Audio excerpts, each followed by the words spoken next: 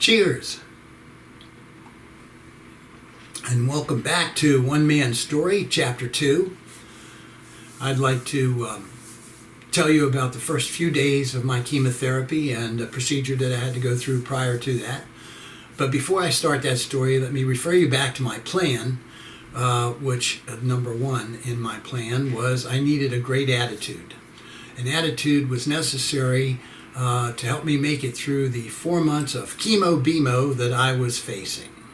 So I chose prayer. Many people will choose different things other than prayer for their trigger to get their attitude up, such as meditation, positive mental attitude books and videos, friends, whatever you need to get your attitude going, please do so. It is imperative. Now on with the story. A procedure I had to have prior to chemo was a port that was implanted in my chest. I did it in the hospital. It was a very short procedure, 45, 55 minutes, several hours of recovery. It wasn't scary. It was under anesthesia. It was not painful for me. Everyone reacts differently, of course, but it was quite an easy procedure. About 10 days later, I went to my oncologist and was greeted by a battery of the most fabulous, professional, and most caring nurses that I've ever met in my life, who administered the chemotherapy to me after sitting in a wonderfully large lounge chair amidst many other chemo patients receiving infusions as well.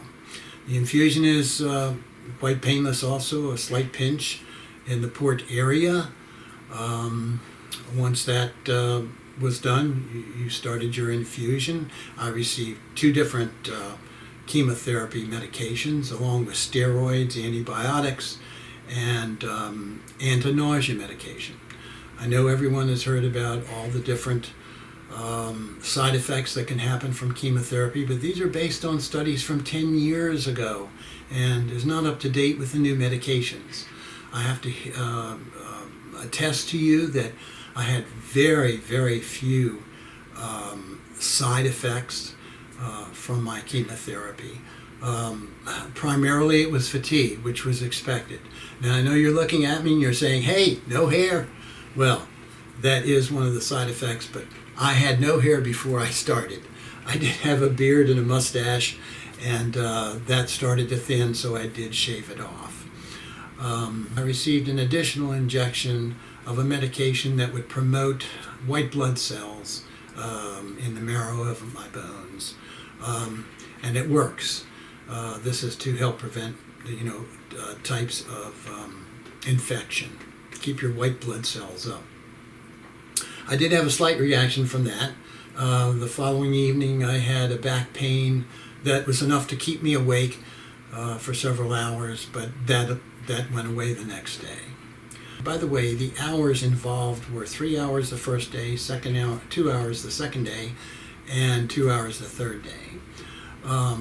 So it didn't eat up a lot of my day, and on the days that I felt good and could act normal, I did so, and I recommend that. Other days when I was subjected to fatigue, I rested. So I'd also like to take a moment to thank people who are praying for me, well-wishers, if you will, and I would like to hope that this bit of information that I'm passing on to you will help someone who also is facing cancer. And it is what it is. See you next chapter.